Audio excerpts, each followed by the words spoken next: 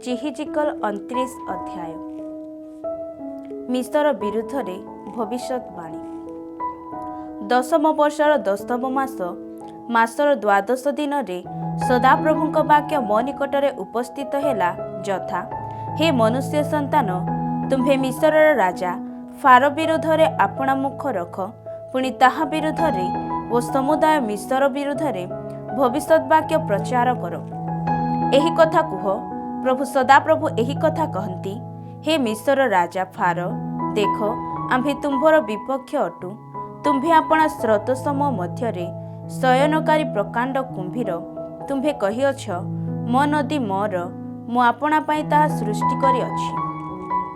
मात्र आम्भे तुम्भ कळपाटी रे अंकुश देबा वा आम्भे तुम्भ स्रोत समूह रे मत्स्य सकलकु तुम्भ देहर कातिरे लगाइबा, आउ आम्भे तुम्भ स्रोत समूहर मध्यकु तुम्भकु ओ तुम्भ कातिरे लागिथिबा तुम्भ स्रोत समूहर मत्स्य सकलकु बाहर करी उपरकु आनिबा। पुणी आम्भे तुम्भकु तुम्भकु तुम्भ स्रोत समूहर मत्स्य सकलकु प्रांतर रे पकाई छाड़ी देबा। तुम्भे पदारे पड़ी रहिबो, तुम्भे आउ संगृहित कि संचित हेब नाही। आम्भे तुम्भकु भूचर पशुगण व खेचर पक्षीगण खाद्य हेबा निमंते समर्पी देइअछु। तहिरे आम्भे जे सदाप्रभु अटु, एहा मिस्रवासी निवासी समस्ते जानिबे, कारण से माने इस्राएल वंश प्रति नलर जष्टि होई अछंती। जेतेबेले से माने तुम्भर हस्त धरिले, सेतेबेले तुम्भे भग्न होई सेमानकर स्कंद सब विदीर्ण कल, आउ जेतेबेले से माने तुम्भ उपरे आउजिले, सेतेबेले तुम्भे भग्न होई सेमानकर समस्त कटी देश अचल कल। ए हेतु प्रभु सदाप्रभु एही कथा कहती, देख आम्भे तुम्भ विरुद्ध रे खड्ग आनिबा व तुम्भ मध्यरु मनुष्य व पशु उच्छिन्न करिबा। पुणी मिस्र देश ध्वंसित व शून्य स्थान हेबो। तहिरे आम्भे जे सदाप्रभु अटु, एहा से माने जानिबे, जेहेतु से कहिअछि, नदी मोर व मु ताहा सृष्टि करी अछि। ए हेतु देख आम्भे तुम्भर व तुम्भ नदी समूहर प्रतिकलु अटु। पुणी आम्भे सिबेनी दुर्गठारु कुश देशर सीमा पर्यंत मिस्र देश को नितांत शून्य व ध्वंस स्थान करिबा। कौनसी मनुष्यर पाद तहि मध्यरे गतायत करिब नाही, किबा पशुर पाद तहि मध्यरे गतायत करिब नाही, व 40 वर्ष पर्यंत ताहा बसति स्थान नहिब। पुणी आम्भे मिस्र देश को ध्वंसित देश समूहर मध्यरे ध्वंस स्थान करिबा व ताहार नगर समूह उच्छिन्न नगर समूह मध्यरे 40 वर्ष पर्यंत ध्वंस स्थान होई रहिब। पुणी आम्भे मिस्रीय मानकु नाना देशीय मानक मध्यरे छिन्न भिन्न करिबा व नाना देशरे सेमानकु विक्षिप्त करिबा। कारण प्रभु सदाप्रभु कहती, मिस्रीय माने जेउ गोष्ठी मानक मध्यरे छिन्न भिन्न होई अछंती, सेमानक मध्यरु 40 वर्षर शेषरे आम्भे सेमानकु संग्रह करिबा, आउ आम्भे मिस्रर बंधित्वावस्था परिवर्तन करिबा व सेमानकर जन्मस्थान पद्रश देशकु सेमानकु फेराई आनिबा। पुणी सेठारे सेमाने गोटिए नीच राज्य होई रहिबे। नाना राज्य मध्यरे ताहा निततम हेबो व नाना गोष्ठी मानक मध्यरे से आपणाको उन्नत करिब नाही। पुणी आम्भे सेमानकु न्यून्य करिबा, तहिरे सेमाने गोष्ठीगण उपरे आउ कर्तृत्व करिबे नाही। आउ इस्राएल वंश मिस्रीय मानकर अनुसरण करिबा पाई फेरिबा बेले मिस्र सेमानक अपराध स्मरणार्थक विश्वास भूमि आउ हेबे नाही। तहिरे आम्भे जे प्रभु सदाप्रभु अटु, एहा सेमाने जानिबे। अनंतर 27 वर्षर प्रथम मासरे मासर प्रथम दिनरे सदाप्रभुंकर वाक्य मो निकटरे उपस्थित हेला यथा, हे मनुष्य संतान, बाबिलोनर राजा नबुकदनेस्सर आपण सैन्य सामंत को स्वर विरुद्ध रे भारी परिश्रम कराई अछि। प्रत्येक मस्तक टांगरा हेला व प्रत्येक कांधर चम छिड़ीगला। तथापि से स्वर विरुद्ध रे जे परिश्रम करिथिला, तहि पाई से किबा ताहार सैन्य सामंत स्वर ठारो किछि बर्तन पाइला नाही। एथिपाई प्रभु सदाप्रभु एही कथा कहती, देख आम्भे बाबिलोनर राजा ନବୁକଦ୍ନେସ୍ସରକୁ ମିସ୍ର ଦେଶ ଦେବା, ତହିଁରେ ସେ ତାହାର ଲୋକାରଣ୍ୟକୁ ନେଇଯିବ ଓ ତାହାର ଦ୍ରବ୍ୟ ଲୁଣ୍ଠିତ ହେବ, ଆଉ ତାହାର ସମ୍ପତ୍ତି ଅପହରଣ କରିବ। ପୁଣି ଏହା ତାହାର ସୈନ୍ୟ ସାମନ୍ତର ବେତନ ହେବ। ସେ ଯହିଁ ପାଇଁ ପରିଶ୍ରମ କଲା, ତାହାର ସେହି ପୁରସ୍କାର ରୂପେ ଆମ୍ଭେ ତାହାକୁ ମିସ୍ର ଦେଶ ଦେଇଅଛୁ, କାରଣ ସେମାନେ ଆମ୍ଭ ନିମନ୍ତେ କାର୍ଯ୍ୟ କଲେ, ଏହା ପ୍ରଭୁ ସଦାପ୍ରଭୁ କହନ୍ତି। ସେଦିନ ଆମ୍ଭେ ଇସ୍ରାଏଲ ବଂଶ ନିମନ୍ତେ ଗୋଟିଏ ଶୃଙ୍ଗ ଅଙ୍କୁରିତ କରାଇବା। ପୁଣି ଆମ୍ଭେ ସେମାନଙ୍କ ମଧ୍ୟରେ ତୁମ୍ଭର ମୁଖ ମୁକ୍ତ କରିବା, ତହିଁରେ ଆମ୍ଭେ ଯେ ସଦାପ୍ରଭୁ ଅଟୁ, ଏହା ସେମାନେ ଜାଣିବେ। ଯେହିଜିକଲ୍ 30 ଅଧ୍ୟାୟ। ମିସ୍ରର ପତନ। ସଦାପ୍ରଭୁଙ୍କର ବାକ୍ୟ ପୁନର୍ବାର ମୋ ନିକଟରେ ଉପସ୍ଥିତ ହେଲା, ଯଥା, ହେ ମନୁଷ୍ୟ ସନ୍ତାନ, ତୁମ୍ଭେ ଭବିଷ୍ୟତ୍ ବାକ୍ୟ ପ୍ରଚାର କର, ଆଉ କୁହ, ପ୍ରଭୁ ସଦାପ୍ରଭୁ ଏହି କଥା କହନ୍ତି।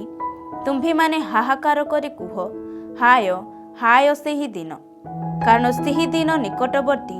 ହଁ, ସଦାପ୍ରଭୁଙ୍କର ଦିନ ନିକଟବର୍ତ୍ତୀ। ସେ ଦିନ ମେଘାଚ୍ଛନ୍ନ ଦିନ, ତାହା ଅନ୍ୟ ଦେଶୀୟମାନଙ୍କର କାଳ ହେବ। ପୁଣି ମିସ୍ର ବିରୁଦ୍ଧରେ ଖड्ग ଆସିବ ଓ ମିସ୍ର ଦେଶର ହତ ଲୋକମାନେ ପତିତ ହେଲେ କୁଶ ମଧ୍ୟରେ ଯାତନା ହେବ, ଆଉ ସେମାନେ ତାହାର ଲୋକାରଣ୍ୟକୁ ଘେନିଯିବେ ଓ ତାହାର ଭିତ୍ତିମୂଳ ସକଳ ଭଗ୍ନ ହେବ।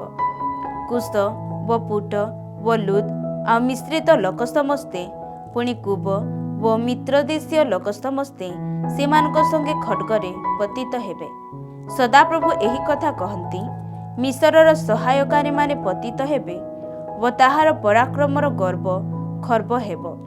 ସେବିନି ଦୁର୍ଗଠାରୁ ଲୋକ ସମସ୍ତେ ତହିଁ ମଧ୍ୟରେ ଖड्ग ଦ୍ୱାରା ପତିତ ହେବେ, ଏହା ପ୍ରଭୁ ସଦାପ୍ରଭୁ କହନ୍ତି। ପୁଣି ସେମାନେ ଧ୍ୱଂସିତ ନଗର ସମୂହ ମଧ୍ୟରେ ଧ୍ୱଂସିତ ହେବେ ଓ ତାହାର ନଗର ସକଳ ଉତ୍ସନ୍ନ ନଗର ସମୂହର ମଧ୍ୟରେ ଥିବ।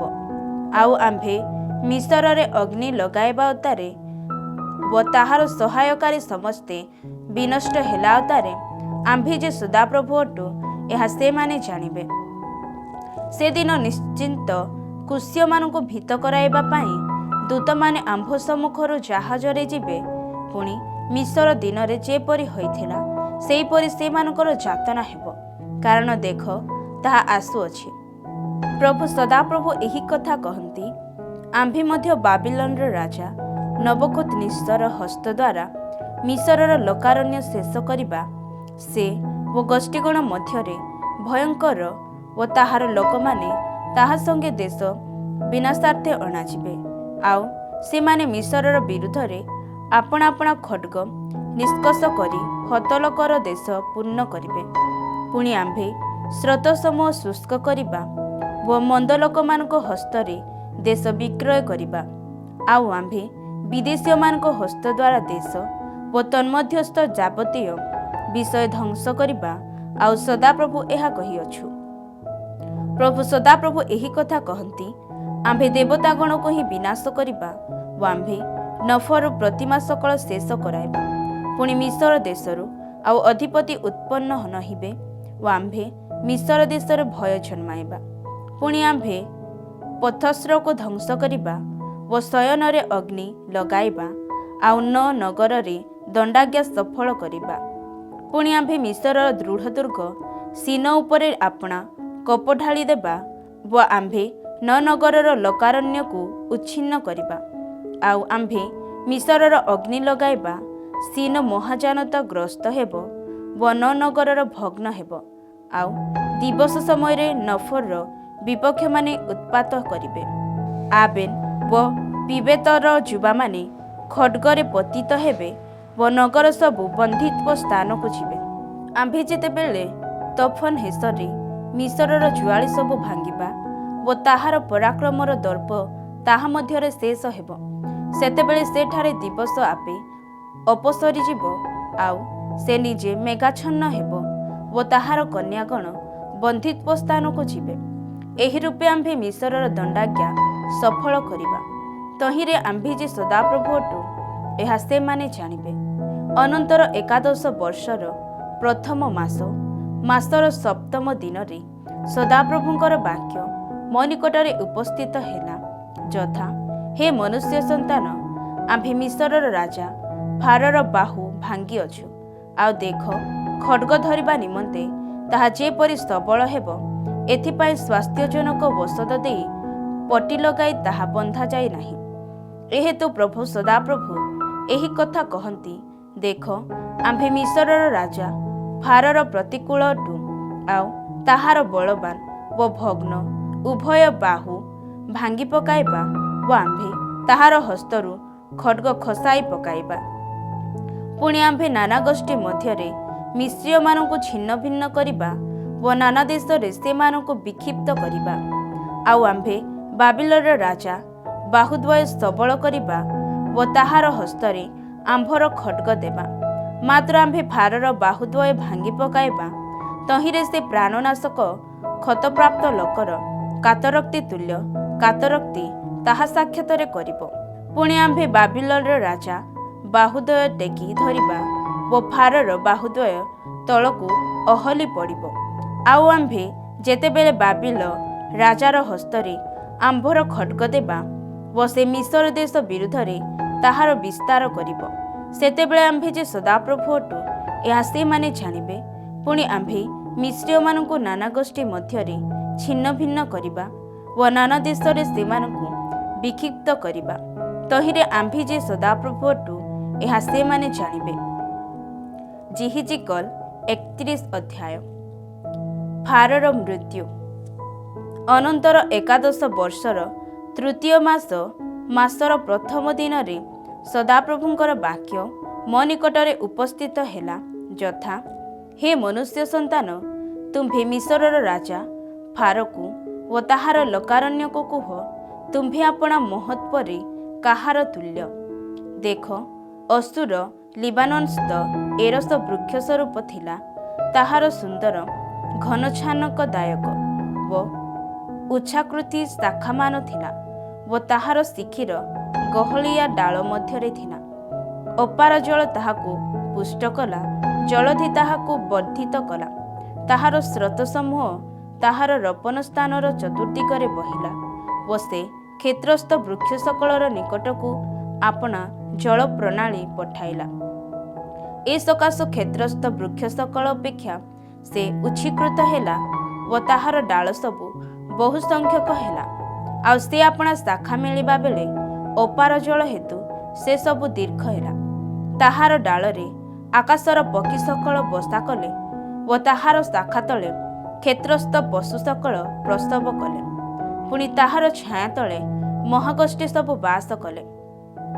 ଏହି ପ୍ରକାର ସେ ଆପଣା ମହତ୍ପରେ ତାହାର ଶାଖା ସକଳର ଦୀର୍ଘତାରେ ମନୋହର ହେଲା, କାରଣ ପ୍ରଚୁର ଜଳ ନିକଟରେ ତାହାର ମୂଳ ଥିଲା। ପରମେଶ୍ୱରଙ୍କର ଉଦ୍ୟାନସ୍ଥ ଏରସ ବୃକ୍ଷ ସବୁ ତାହାକୁ ଲୁଚାଇ ପାରିଲେ ନାହିଁ। ଦେବଦାରୁ ବୃକ୍ଷ ସବୁ ତାହାର ଡାଳ ପରି ଓ ଅମ୍ରୋନ ବୃକ୍ଷ ସବୁ ତାହାର ଶାଖା ପରି ନଥିଲେ, ଅଥବା ପରମେଶ୍ୱରଙ୍କର ଉଦ୍ୟାନସ୍ଥିତ କୌଣସି ବୃକ୍ଷ ସୌନ୍ଦର୍ଯ୍ୟରେ ତାହା ପରି ନଥିଲା। ଆମ୍ଭେ ବହୁ ସଂଖ୍ୟକ ଶାଖା ଦ୍ୱାରା ତାକୁ ମନୋହର କଲୁ। ଏଥିପାଇଁ ପରମେଶ୍ୱରଙ୍କର ଉଦ୍ୟାନସ୍ଥିତ ଏଦନର ସକଳ ବୃକ୍ଷ ତାହାକୁ ଈର୍ଷା କଲେ। ଏହେତୁ ପ୍ରଭୁ ସଦାପ୍ରଭୁ ଏହି କଥା କହନ୍ତି, ଦେଖ, ସେ ବୃକ୍ଷ ଦୀର୍ଘତାରେ ଉଚ୍ଚୀକୃତ ହୋଇଅଛି ଓ ଗହଳିଆ ଡାଳ ସବୁ ମଧ୍ୟରେ ସେ ଆପଣା ଶିଖର ରଖିଅଛି। ଆଉ ଆପଣା ଉଚ୍ଚତାରେ ତାହାର ଅନ୍ତଃକରଣ ଗର୍ବିତ ହୋଇଅଛି। ଏଥିପାଇଁ ଆମ୍ଭେ ତାହାକୁ ନାନା ଗୋଷ୍ଠୀ ମଧ୍ୟରେ ବଳବାନର ହସ୍ତରେ ସମର୍ପଣ କରିବା। ସେ ନିଶ୍ଚୟ ତାହା ଉଚିତ ସହିତ ବ୍ୟବହାର କରିବ। ଆମ୍ଭେ ତାହାର ଦୁଷ୍ଟତା ସକାଶୁ ତାହାକୁ ତଡ଼ି ଦେଇଅଛୁ। ପୁଣି ଗୋଷ୍ଠୀମାନଙ୍କ ମଧ୍ୟରେ ଭୟଙ୍କର ବିଦେଶୀୟମାନେ ତାହାକୁ କାଢ଼ି ପକାଇ ଛାଡ଼ି ଯାଇଅଛନ୍ତି। ପର୍ବତମାନଙ୍କ ଉପରେ ଓ ସକଳ ଉପତ୍ୟକାରେ ତାହାର ଶାଖା ସବୁ ପଡ଼ିଅଛି। ଆଉ ଦେଶର ସକଳ ଜଳ ପ୍ରବାହର ନିକଟରେ ତାହାର ଡାଳ ସବୁ ଭଙ୍ଗା ଯାଇଅଛି। ପୁଣି ପୃଥିବୀସ୍ଥ ଯାବତୀୟ ଗୋଷ୍ଠୀ ତାହାର ଛାୟା ତଳୁ ଯାଇଅଛନ୍ତି ଓ ତାହାକୁ ତ୍ୟାଗ କରିଅଛନ୍ତି।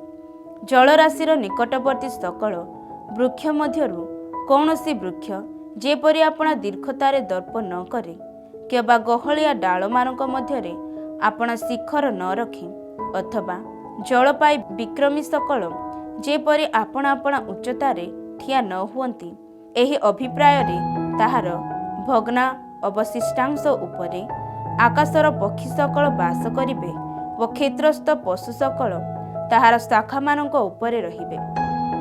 କାରଣ ମନୁଷ୍ୟ ସନ୍ତାନଗଣ ମଧ୍ୟରେ ଗର୍ତ୍ତଗାମୀମାନଙ୍କ ସହିତ ସେ ସମସ୍ତ ମୃତ୍ୟୁରେ ଅଧୋଭୁବନରେ ସମର୍ପିତ ହୋଇଅଛନ୍ତି। ପ୍ରଭୁ ସଦାପ୍ରଭୁ ଏହି କଥା କହନ୍ତି। ସେ ପାତାଳକୁ ଓହ୍ଲାଇ ଯିବା ଦିନ ଆମ୍ଭେ ଶୋକ ନିରୂପଣ କଲୁ। ଆମ୍ଭେ ତାହା ସକାଶୁ ଜଳଦିକୁ ଆଚ୍ଛାଦିତ କଲୁ ଓ ଆମ୍ଭେ ତହିଁର ସ୍ରୋତ ସମୂହକୁ ନିବୃତ୍ତ କଲୁ। ତହିଁରେ ମହାଜଳ ରାଶି ରୁଦ୍ଧ ହେଲା। ପୁଣି ଆମ୍ଭେ ତାହା ନିମନ୍ତେ ଲିବାନନକୁ ଶୋକ କରାଇଲୁ ଓ କ୍ଷେତ୍ରସ୍ଥ ବୃକ୍ଷ ସକଳ ତାହା ଲାଗି ମ୍ଳାନ ହେଲେ। ଆମ୍ଭେ ତାହାକୁ ଗର୍ଦ୍ଦ ଅବରୋହଣକାରୀମାନଙ୍କ ସହିତ ପାତାଳକୁ ପକାଇ ଦେବା ବେଳେ ତାହାର ପତନ ଶବ୍ଦରେ ଗୋଷ୍ଠୀମାନଙ୍କୁ କମ୍ପିତ କରାଇଲୁ। ପୁଣି ଏଦନର ଅର୍ଥାତ୍ ଲିବାନନର ମନୋନୀତ ଓ ସର୍ବୋତ୍ତମ ଜଳ ପାଇ ବୃକ୍ଷ ସକଳ ଅଧୋଭୁବନରେ ସାନ୍ତ୍ୱନା ପାଇଲା। ସେମାନେ ହିଁ ତାହା ସହିତ ପାତାଳକୁ ଖଡ୍ଗରେ ହତ ଲୋକମାନଙ୍କ ନିକଟକୁ ଓହ୍ଲାଇ ଗଲେ। ହଁ, ସେମାନେ ତାହା ବାହୁ ସ୍ୱରୂପ ହୋଇ ତାହାର ଛାୟା ତଳେ ଗୋଷ୍ଠୀମାନଙ୍କ ମଧ୍ୟରେ ବାସ କରିଥିଲେ। ଏହି ରୂପେ ତୁମ୍ଭେ ଐଶ୍ୱର୍ଯ୍ୟରେକ ଓ ମହତ୍ ପରେ ଏଦନସ୍ଥ ବୃକ୍ଷ ସମୂହ ମଧ୍ୟରେ କାହାର ତୁଲ୍ୟ? ତଥାପି ତୁମ୍ଭେ ଏଦନସ୍ଥ ବୃକ୍ଷଗଣର ସହିତ ଅଧୋଭୁବନକୁ ଅଣାଯିବ। ତୁମ୍ଭେ ଅସୁନ୍ନତ ଲୋକମାନଙ୍କ ମଧ୍ୟରେ ଖଡ୍ଗଗତ ଲୋକମାନଙ୍କ ସହିତ ଶୟନ କରିବ। ଏହି ଫାରୋ ଓ ତାହାର ସମସ୍ତ ଲୋକାରଣ୍ୟ ଏପରି ଅଟନ୍ତି। ଏହା ପ୍ରଭୁ ସଦାପ୍ରଭୁ କହନ୍ତି।